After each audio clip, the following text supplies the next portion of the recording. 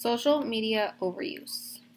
Hi, my name is Stephanie Mahalski, and I am in the Diagnostic Medical Sonography program here at Owens. I grew up in Ohio and have lived here my whole life. I had big dreams to live outside of Ohio at some point in my life. I am not married, but have been with my boyfriend for 10 years this year. We have a healthy and beautiful 2-year-old. He will be 3 in August. We are also expecting our second son to be joining our family at the end of August. We travel to visit family in Alabama and in Florida a few times a year. I am in the military. I am almost finished with my first enlistment. I am in the Air National Guard at the 180th Fighter Wing. I am in the Security Forces Squadron. I plan on re-enlisting, even though sometimes it is difficult as a mother to be in the military. Last year, I was on a TDY, temporary duty, to Belgium, Europe, and it was an experience. I was gone for about 2 months.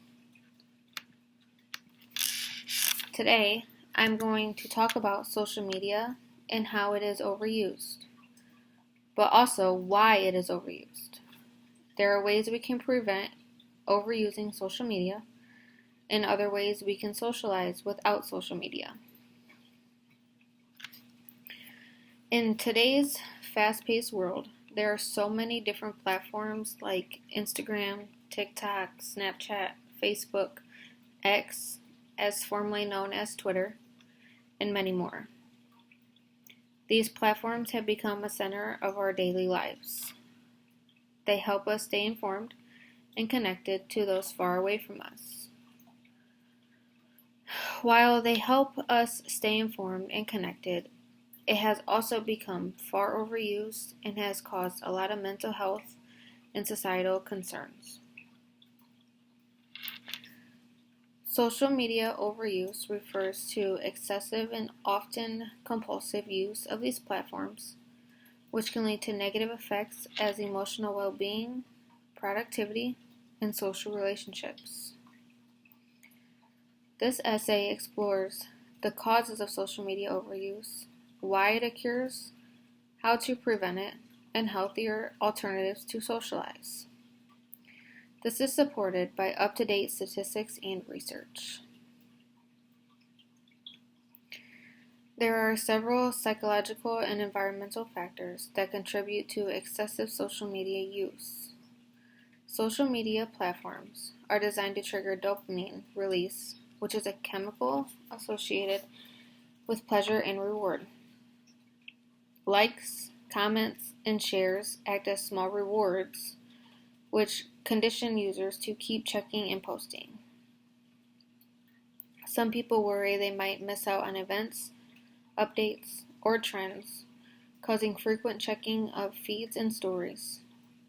Many people use social media to avoid boredom or even to escape reality. Some reality examples could be stress or negative emotions. Social media users often compare their lives to posts from others and seek approval and validation through likes and comments. Social media overuse persists because of its addictive design and the societal normalization of constant connectivity.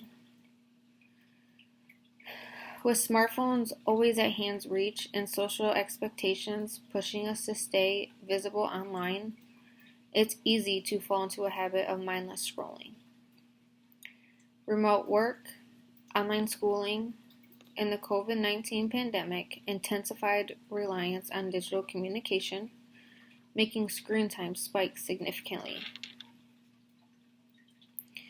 As people spend more time alone or indoors, social media becomes a substitute for real-life interaction. With social media at a hand's reach every day, all day, people can develop social anxiety because they are becoming used to being behind a screen. Some eye-opening statistics on social media include the average usage, global reach, mental health risk, excessive use, and sleep distribution. The average user spends over 2 hours and 24 minutes per day on social media. Data Reportal 2024. Over 5.07 billion people use social media. That is 62% of the global population. Statista 2024. People who spend more than 3 hours on social media are at double the risk of developing anxiety and depression. JAMA Psychiatry 2023. In 2023, Pew Research study found that 35% of teenagers say they are constantly on social media. With social media being used so much, especially with late night scrolling, this is linked to reduced sleep and increased fatigue. Sleep Foundation 2022. These statistics reflect how deeply integrated and potentially harmful social media can be when used without limits. There are steps to prevent or reduce social media overuse, thankfully. On smartphones, you can use built-in tools to monitor and limit daily usage. Turning off push notifications reduces the urge to constantly check for updates. Have set times that you can be on social media, or even set times that you need to stay away from social media. Designate days where you avoid social media completely to reset. Clean up your feed by removing accounts that don't add value or if they make you feel worse. Ask yourself, what is the reason you are logging in?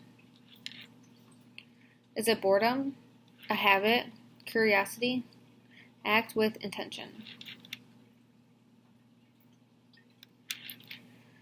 There are ways to socialize without social media. Real-life connections are often more meaningful. Meeting in person to have study sessions, coffee dates, lunch, or even hanging out as a group helps limit social media. Doing a video chat, such as FaceTime or Google Duo, helps limit social media because hearing someone's voice and seeing them builds a stronger connection than texting or seeing posts on social media. Attending events you are invited to helps get active in such events. By prioritizing real-life connections, people can improve their emotional health and reduce their dependence on social media. Sometimes, the best way to connect is by being fully there with the people around you and no phone in hand. Social media is a powerful tool in any aspect you can think of, but without limits, it is a very harmful habit. There are consequences that people don't realize, and these range from anxiety, poor sleep schedules, and reduced self-esteem. Even with the bad that social media brings, there are good effects. The good effects occur when you have awareness, self-discipline, and conscious habits. With having these, you can build a healthier relationship with digital lives. Social media should be used to help enhance connections and not replace it.